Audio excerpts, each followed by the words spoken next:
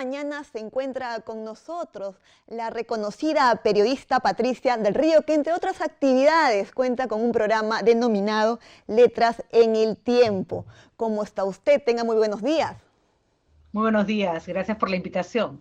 Bien, vamos a conversar sobre la literatura en la política, un tema muy interesante. En ese sentido, por favor, para empezar, ¿cuál es la relación entre la política y la literatura? Bueno, la literatura es la literatura es una manifestación del ser humano en la que, artística, ¿no es cierto?, en la que se usa el lenguaje como forma de expresión y habla de las cosas que nos pasan a los seres humanos, de nuestros sentimientos, nuestros anhelos, nuestras dudas, nuestros miedos. Cualquier tema es materia de una creación literaria y la política está en la vida de todos, de los que les interesa y de los que no les interesa la política. Uno no se puede abstraer del hecho de vivir en una sociedad donde el quehacer político influye en toda nuestra existencia. Entonces, en determinados momentos, la política se vuelve como reflejo de las miserias humanas, me parece, y también de las grandezas, ¿no? Dependiendo de las épocas y los personajes. Y se vuelven en material rico para la literatura.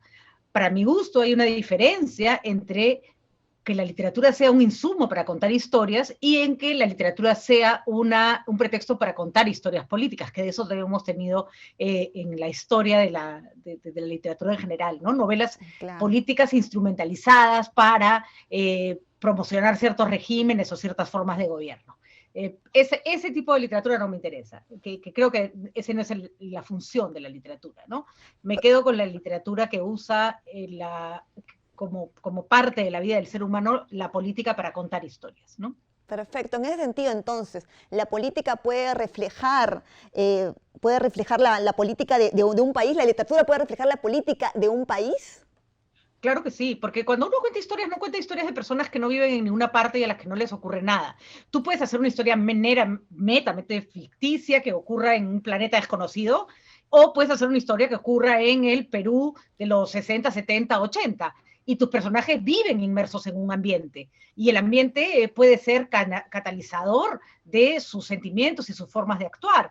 Entonces, digamos, narrar una historia de una persona en Ayacucho en los años 80 y puede ser una historia de amor, y no que en toda la historia de amor no sea referencia a la época en que vivió, a la época política y a la violencia, no tendría mucho sentido. Para tal caso, no lo ubiques en ese espacio-tiempo. Vargas Llosa, por ejemplo, en Conversación en la Catedral, utiliza el tema político para contar de la dictadura de Odría, para contar todos los dramas de sus personajes y la vida cotidiana de sus personajes, de Zabalita, de su papá, se enredan, ¿no es cierto? Sus tramas tienen que ver con el quehacer político del país, un país corrupto, un país bajo una dictadura, ¿no? Perfecto. Ahora, sin duda, hay una pregunta, ya que has tocado el tema de Mario Vargas Llosa, que reflejaba, ¿no? Lo que es la política en ese entonces. ¿Cómo ves la política de ahora? ¿Crees que se podría, en tal caso, algún escritor, ¿no? Que esto pase a la historia? ¿Cómo lo analizas eso? Yo creo que en general ningún tiempo político está exento de volverse materia literaria, ¿no? Ok. En este momento da un poco risa, porque uno dice, ¿para qué me voy a poner a hacer ficción si la realidad me está abrumando? ¿No? Si Claro. escuchamos esta historia que creo que ningún guionista ni ningún literato podría superar. Ninguna serie de Netflix sería más interesante o más enredada que lo que pasa en estos momentos. Yo creo que vivimos un momento político en el mundo de mucha decepción de las formas políticas actuales, que se grafica de múltiples formas, de múltiples maneras. Y creo que de una u otra manera las historias que se cuenten van a tener ese telón de fondo o van a tener ese tema como motivo principal, ¿no?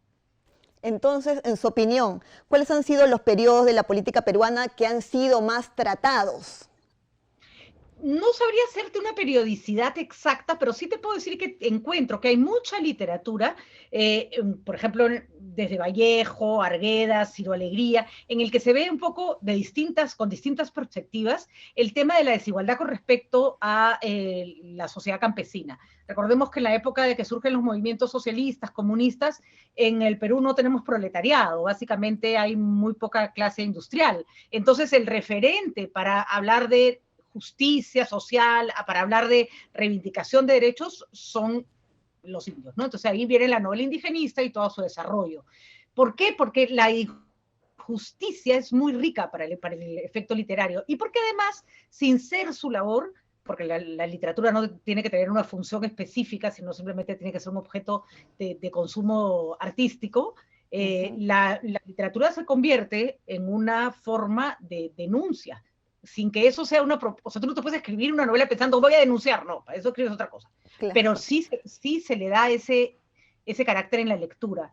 Y recién está las dictaduras, ¿no? Odría, por ejemplo, el pez en el agua es una autoficción, no son memorias, pero escritas por Vargas Llosa, es un momento crucial, crítico el país, claro, que es el triunfo de Alberto Fujimori, y la violencia política en la época de Sendero Luminoso está empezando ya a poder ser narrada.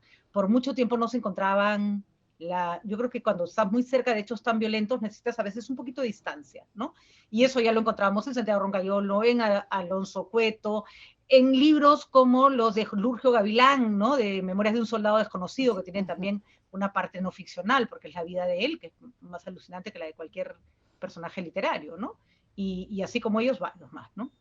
Entonces, ¿cuáles han sido para usted las novelas sobre política que han sido más relevantes?